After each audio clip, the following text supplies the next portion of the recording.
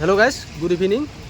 মোৰ মানে কি অসম পুলিচৰ চাকৰি কৰিব মন নাই আৰু বুজিছেনে নাই, কিহৰ কাৰণে মই আপোনালোকক জনাই আছোঁ। আপোনালোকে ভিডিঅ'টো সম্পূৰ্ণ চাই থাকিব। যিহেতু মই আপোনালোকক ভিডিঅ'টো বনোৱাৰ আগতে আপোনালোকক জনাই দিওঁ যে এতিয়া গুৱাহাটীত যি বানপানী হৈছে আপোনালোকে চাই লওক। বানপানী পৰিস্থিতিটো দেখুৱালোঁ, তাৰ মাজতে আপোনালোকৰ কাৰণে ভিডিঅ' এটা লৈ আহিছোঁ। আপোনালোকে ভিডিঅ'টো অলপ সহায় কৰি দিব আৰু আপোনালোকৰ বানপানীখিনি আপোনালোকে ফাৰ্ষ্ট চাই লওক, তাৰপিছত আপোনালোকৰ ভিডিঅ'টো ষ্টাৰ্টিং কৰি আছোঁ। কিহৰ কাৰণে মই অসম পুলিচৰ চাকৰি কৰিবলৈ মন নাই আৰু দেখিছেনে, ভিডিঅ' বনাবলৈ আহিছোঁ। গুৱাহাটীত বানপানী, কিমান বানপানীত পৰিয়ে মই আহিছোঁ।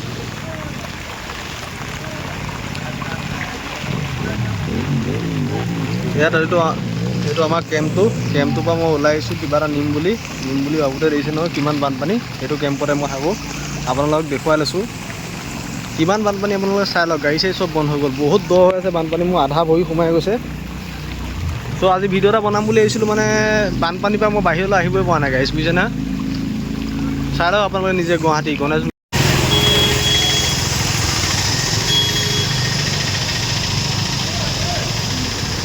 এতিয়া নহয় গাইছ, মানে যেতিয়া মই প্ৰথম জইনিং কৰিছিলোঁ 2 বছৰমানৰ আগত, মোৰ অসম পুলিচৰ চাকৰি কৰিবলৈ মন নাছিল। আৰু কিহৰ কাৰণে নাছিলে মই জনাইছোঁ, কৰিব মানে কি মন নোযোৱা হৈ গৈছিলে। কাৰণ মানে কি প্ৰথম ট্ৰেইনিং অৱস্থাতে যিটো কষ্ট পাইছিলোঁ, মানে আপোনালোকক জনাইছোঁ। আৰু এনেকুৱা কষ্ট নহয়, মানে লাইফত মই হয়তো তেনেকুৱা যোগালী কাম বা মিস্ত্ৰী কাম কৰি মই এনেকুৱা কষ্ট পোৱা নাছিলোঁ গাইছ, গম পাইছে নহয়।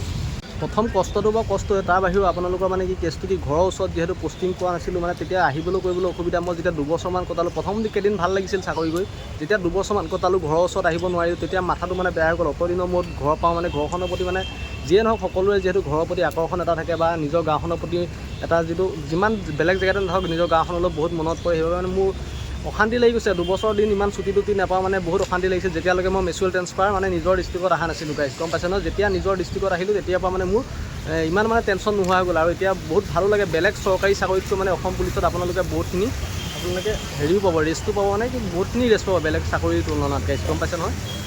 আজি মানে গাইছ কি হ'ল, মই ভিডিঅ'টো বনাম বুলিয়ে ভাবিছোঁ, যিমান মানুহে নাহক বোলো মই ভিডিঅ'টো আজি বনামেই। আপোনালোকে চাই লওক ইয়াৰ ফ্ৰণ্টত কিমান মানুহে চাই আছে মোক, তেবোৰ মই কিন্তু ভিডিঅ' বনাবলৈ নিজৰ কনফিডেঞ্চ থকাৰ কাৰণে আজি মই ভিডিঅ'টো বনাম। কনফিডেঞ্চ লৈ হ'লেও বনাম বুলি ভাবিছোঁ, বনামেই। যিহেতু মই যিটো কনফিডেঞ্চ লওঁ মই কৰিয়ে মানে চাওঁ, মানে বুজিছে নহয় গাইছ। আৰু আপোনালোকক জনাই দিওঁ যে তেতিয়া মানে কি দূৰত থকাৰ কাৰণে বহুত প্ৰব্লেম হৈছিলে। কিন্তু মই যেতিয়া আপোনালোকৰ নগাঁও ডিষ্ট্ৰিক্টত আহিলোঁ, নগাঁও ডিষ্ট্ৰিক্টত অহাৰ পৰা ঘৰখনো পালোঁ। কিন্তু বেলেগ চাকৰিৰ তুলনাত আপোনালোকে অসম পুলিচত কষ্টও বহুত আছে, কিন্তু আৰামো বহুত আছে। আপোনালোকে এনেকুৱা ৰেষ্ট পাব, আপোনালোকে ক'লোঁ নহয়, বেলেগ চাকৰিৰ তুলনাত মানে অসম পুলিচত আপোনালোকে হয়তো বেছি ঘৰত থাকিবও চান্স পাব পাৰে, কিন্তু আপোনালোকে বেলেগ চাকৰিত তেনেকুৱা চান্স নাপাব পাৰে। অসম পুলিচত কেতিয়াবা মানে এনেকুৱা কষ্টও হয়, মানে আপোনালোকৰ চাকৰি এৰি দিওঁ নেকি তেনেকুৱা লাগে, কিন্তু কেতিয়াবা এনেকুৱা আৰাম হয়, মানে আপোনালোকে বেলেগ চাকৰিয়ে পাত্তা নাপায়, গম পাইছে নহয় গাইছ।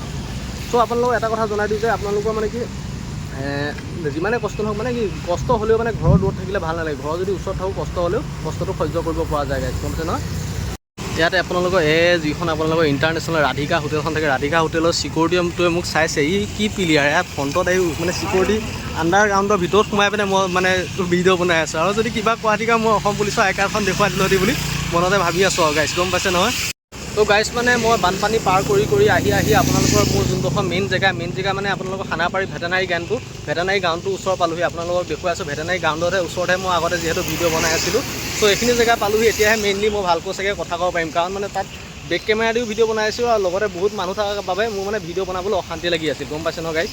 তো গাইছ, এতিয়া মেইন কথালৈ আহোঁ, মানে কি মোৰ চাকৰিটো কৰিবলৈ এতিয়া মন নোযোৱা নাছিলে। মোৰ প্ৰথম যেতিয়া চাকৰি পাইছিলোঁ, মানে মই আজিলৈকে মানে তেনেকুৱা আপোনালোকৰ ছমাহ এবছৰ দিন মানে বাহিৰত মই কটাই পোৱা নাছিলোঁ। মানে এনেকুৱা ঘৰখন এৰি মানে বাহিৰত থাকি পোৱা নাছিলোঁ। যেতিয়া বৰ্তমান মানে ট্ৰেইনিং চলি আছিলে, ট্ৰেইনিং অৱস্থাত মানে কি আপোনালোকে হয়তো গম পায়, ছমাহ ট্ৰেইনিং একেলগে হয়, তেতিয়া মিড টাৰ্ম লিভ বুলি এটা পায়। মিড টাৰ্ম লিভ আপোনালোকৰ 6-7 দিনৰ কাৰণে পায়, 7 দিনৰ কাৰণে পায়। মিড টাৰ্ম লিভটো পাওঁতে আপোনালোকে ছমাহ ৰখিব লাগে, য'ত নেকি মই আজিলৈকে এমাহ 2 মাহো ঘৰৰ বাহিৰত থাকি পোৱা নাছিলোঁ। আৰু যেতিয়া চাকৰিটো পাইছিলোঁ, ছমাহ থাকোঁতে মানে মোৰ মাথা চাথা বেয়া হৈ গৈছিলে, চাকৰি বাদ দিওঁ নেকি। মোৰ নহয়, মানে সকলো কিছুমানতো হেভি ঘৰৰ ল'ৰাও চাকৰি পাইছিল, সিহঁতৰো মানে তেনেকুৱা আছিল। আৰু যিখিনি কষ্ট ঘৰত, মানে কি ঘৰত থাকিলে সেইখিনি গম পোৱা নাযায়, যেতিয়া বাহিৰলৈ এবাৰ ওলাই অহা হয় বাহিৰতহে গম পোৱা যায় বাহিৰৰ দুনিয়াখন কেনেকুৱা, মানে গম পাইছে। সেই তেতিয়াই মানে কি ট্ৰেইনিঙত শিকিলোঁ যে এটা কথাই, যে বাহিৰৰ দুনিয়াখন বহুত বেলেগ। আপোনালোকে ঘৰত থাকিলে সেই বস্তুটো গম নাপায়, যেতিয়া বাহিৰৰ দুনিয়ালৈ ওলাই আহক বাহিৰৰ দুনিয়াখন বহুত বেলেগ টাইপত চলে গাইছ, গম পাইছে নহয়। চ' সেইবাবে অসম পুলিচৰ ট্ৰেইনিংটো এনেকুৱা কমে দিয়া হয় যে সি মেণ্টেলি ষ্ট্ৰং হ'ব পাৰে। সেইবাবে মানে কি এতিয়া যোনে ট্ৰেইনিং কমপ্লিট কৰে, সি য'তে নহওক যিয়ে নহওক, এতিয়া সেইখিনি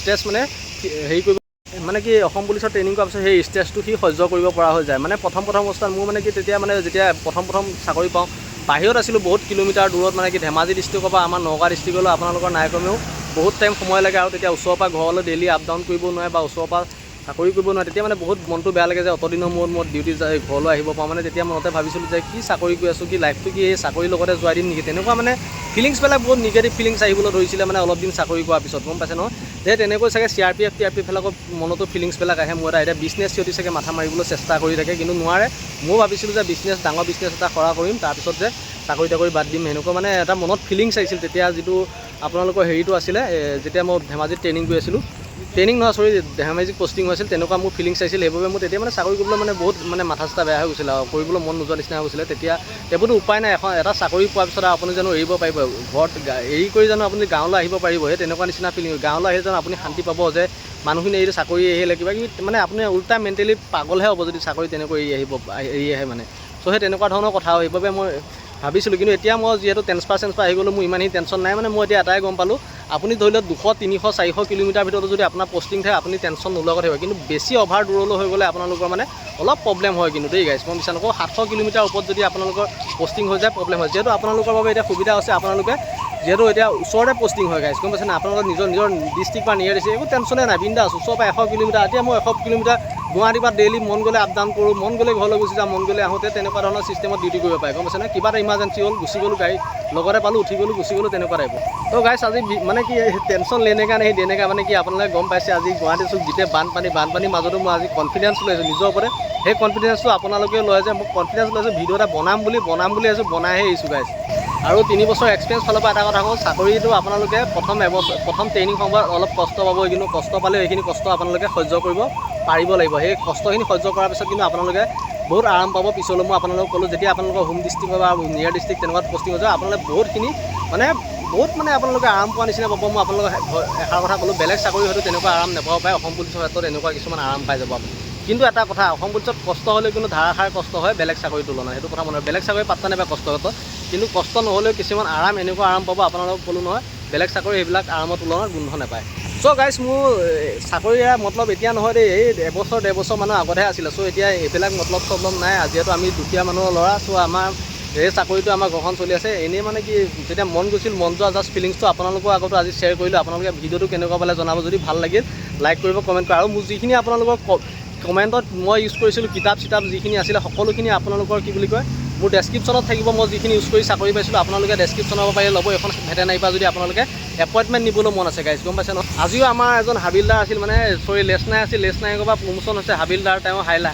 মানে নগাঁও ডিষ্ট্ৰিক্টৰ পৰা আপোনালোকৰ হাইলাকান্দিত প্ৰমোশ্যন হৈ গৈছে মানে বহুত দুখ কৰি আছে যিহেতু অত বছৰ 20 বছৰ ঘৰত আছিলে কিন্তু এতিয়া ঘৰৰ ওচৰৰ পৰা মানে এনেকুৱা হৈছিলে হেডকোৱাৰ্টাৰ পৰা মানে অকণমান খালি জাষ্ট স্কুটিখন ষ্টাৰ্ট দি অকণ পকাই দিলে মানে 2 কিলোমিটাৰমানৰ ভিতৰতে ঘৰ আছিলে যেতিয়া প্ৰমোশ্যন হৈ গ'ল হাইলাকান্দিত বহুত দুখ পায় মানে ওচৰত থাকিলে বেয়াহে পাৰিলে ডেকাকাল জীৱনটো আপোনালোকে অলপ দূৰতে থাকিব লাগে যেতিয়া অলপ বয়সস্থ হয় তেতিয়া আপোনালোকে হোম ডিষ্ট্ৰিক্টত পষ্টিং পাবই চ' তেনেকুৱা হ'লে ভাল আগতে যদি হোম ডিষ্ট্ৰিক্টত থাকে তেতিয়া পিছলৈ হয়তো আপোনালোকৰ অলপ দূৰৰ ডিষ্ট্ৰিক্টতো পষ্টিং হ'ব পাৰে সেইবাবে আপোনালোকে প্ৰথম ডেকাকালত অৱশ্যে মোৰ মতে ঘূৰি ল'ব লাগে তাৰপিছত লাগে পিছৰ পষ্টিঙত আপোনালোকে য'ত থাকে নিজৰ হোম ডিষ্ট্ৰিক্টৰ ওচৰত থাকি নিজৰ ফেমিলিৰ লগত থাকিব পাৰে গম পাইছে ন চ' আজি ভিডিঅ'টো ইমানখিনিয়ে কেনেকুৱা পালে নাজানো আজি মটিভেট লৈ জোচ লৈ বনাবলৈ চেষ্টা কৰিছোঁ ভাল পালেও বেয়া পালেও উপায় নাই গাইছ যিহেতু এই গুৱাহাটীত আপোনালোকে দেখিছে বানপানী মানুহৰ ভিৰ তেবোৰ মই আপোনালোকক এটা মটিভেট মই নিজৰ মনৰ ওপৰত লৈ ভিডিঅ'টো বনাইছোঁ যদি ভাল পালে লাইক এটা কৰিব আৰু কমেণ্ট এটা দিব নাপাহৰিব নেক্সট ভিডিঅ'টো কি হ'ব ধন্যবাদ